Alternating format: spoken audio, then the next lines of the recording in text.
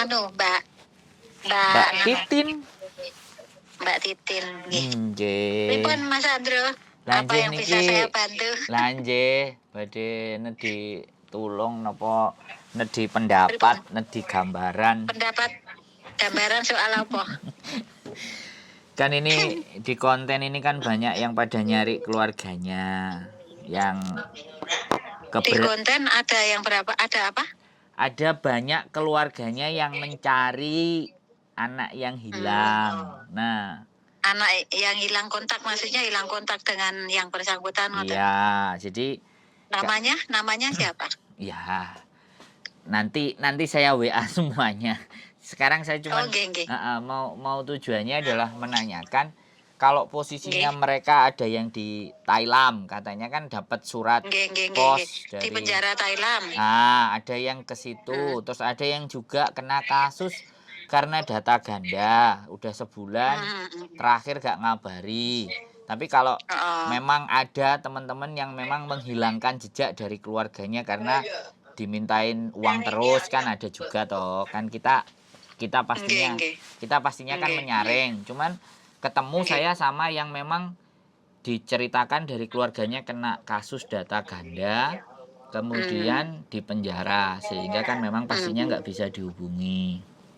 Nah, menurut kita mau bantu mereka bagaimana prosedurnya, terus saya harus bagaimana dan seperti apa? Maksudnya panjenengan mau bantu mereka yang di dalam penjara niku? Bukan membantu mereka, jadi melaporkan bahwa keluarganya baik-baik saja yang di Hong Kong itu loh. Oh gini, maksudnya jangan mau membantu komunikasi dengan yang bersangkutan dengan keluarganya gitu kan? Nah, ngoten nek saged pripun. Nah gini Mas Andro, pertama kali yang harus jenengan tahu yang bersangkutan itu di penjara mana? Siap. Itu satu. Yang kedua, nama lengkap orang itu sesuai dengan KTP Hong Kong. KTP ya. Terus jenengan harus tahu nomor penjara dia. Oh ya, nggih. Ya. Siap. Harus tahu nama dan nomor penjara dia, bukan nama panggilan loh, nama asli. Nggih. Nggih, itu satu. Terus yang kedua, sebelum berkunjung, nggak berkunjung juga nggak masalah. Tapi jalan pertama yang harus dilakukan jenengan kirim surat ke yang bersangkutan gitu. Kirim surat dialamatkan di alamat penjara mana dia berada gitu. Nggih. Nah itu setelah itu nanti surat itu mungkin sekitar 2 mingguan baru bisa sampai ke orangnya. Oh, 2 mingguan nggih. Nggih. Itu kalau nek suratnya yang reguler yang biasa. Tapi nek jenengan mau surat yang kilat khusus bisa. Yang ekspres bisa, itu mahal Mas Andro. Nggih. Itu kalau yang ekspres itu satu surat itu 35 atau 37. Itu tapi ini harus ke kantor pos. Nggih. Tumbasnya ayam kok. Nggih. Ke kantor pos, terus harus ke kantor pos, terus minta yang langsung sampai itu kalau hari ini masuk kantor pos, besok baru sampai. Nggih. Itu. Jadi pertama harus kirim surat dulu. Setelah nanti yang bersangkutan itu terima surat jenengan, nang tumbasnya ayam kan nang? Lalu kan? Tak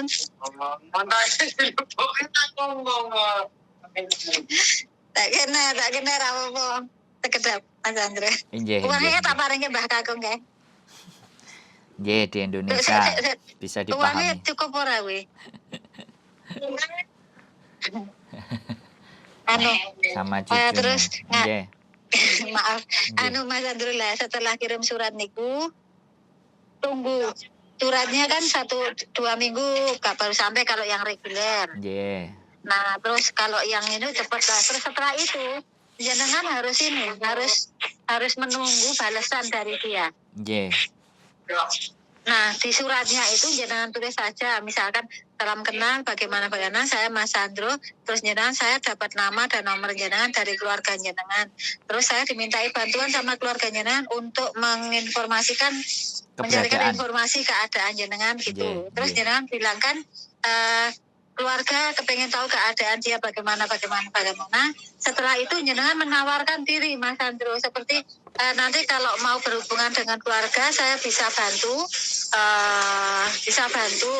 Terus suruh tulis surat dikirimkan ke jenengan. Setelah itu nanti jenengan bisa di forward ke keluarganya melalui WA gitu. Oh iya. Siap. Tapi kalau ya gitu terus menjenguk, pripun? mohon maaf. Kalau menjenguk, Nggih. pripun? Kinten prosedurnya. Kalau menjenguk prosedurnya sama, kirim surat. Nggih. Kirim surat dulu itu, jenengan kirim surat itu isine nganu, nggih niku salam kenal bagaimana, terus jenengan ngendika kalau misalkan hari apa, tanggal berapa jenengan mau datang berkunjung. Terus ini kasih nama lengkap jenengan atau siapa saja yang ikut berkunjung di situ, nama yang sesuai dengan KTP Hongkong. Sesuai dengan KTP. Bukan nama panggilan. Terus nama harus lengkap. Itu salah tulis titik aja nggak bisa, Mas Andro. Jadi harus harus sempurna. Harus penjara. Gitu. Terus ini Mas Andro, nah itu request nama dulu itu, setelah itu baru nunggu surat balasan dari dia gitu. Oh, gitu. Mas Andro nanti saya telepon lagi ya, nih om saya datang. Pripun, Bu? Halo? Pripun? Nggih, nanti saya telepon lagi, nggih. Saya telepon lagi, nggih. Siap. Tuhan Mas Andro ngapunten sing ngalah, nggih. Assalamualaikum. Matur sembah nuwun. Waalaikumsalam. Oke, teman-teman, itu tadi prosedur informasi bagaimana menjenguk teman kita. Yang terpenting adalah kita harus tahu posisi di mana, di tahanan nomor berapa. Nah, kita bisa berkirim surat. Nah, di situ juga. Nah, makanya ini yang akan menjadi pertanyaan adalah ketika keberadaan dia ada di penjara mana atau di kantor polisi mana, kalau itu belum tercover, ini masih belum bisa kita jelaskan. Nanti saya coba cari data lagi sama yang setidaknya sudah sering melakukan jenguk kepada teman-teman yang posisinya ada di penjara. Dan sekali lagi, mohon maaf keterbatasan informasi yang bisa saya berikan. Tapi kebetulan narasumber tadi adalah orang yang memang biasanya sering menjenguk teman-teman yang ada di penjara. Dan saya mohon maaf tidak bisa saya sebutkan untuk nama beliaunya. Karena sekali lagi ini di konten, kita harus ada sedikit, kita memang harus menjaga privasi kalau beliaunya tidak bersedia untuk ditanya ini detail mengenai identitasnya. Tapi bagaimanapun dan seperti apapun itu, kita akan mencoba memberikan informasi kepada keluarga atau teman-teman yang menghubungi kami untuk mencari anggota keluarganya yang hilang.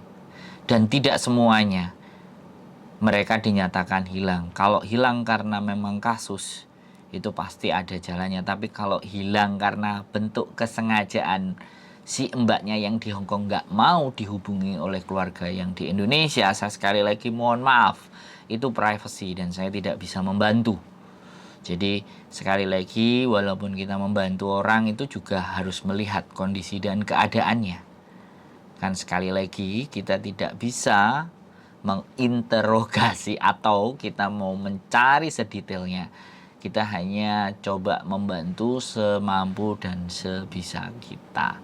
Itu saja mungkin sedikit konten dari saya mengenai informasi bagaimana tentang mencari orang kalau ada di penjara. Sebenarnya informasi jauh lebih lengkapnya ada di KJRI.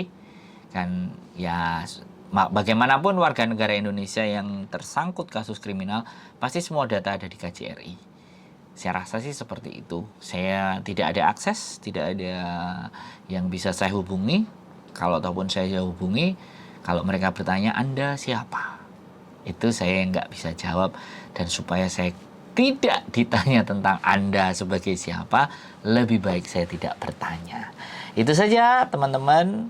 Keep stay tune in my YouTube channel and see you next video. Bye-bye.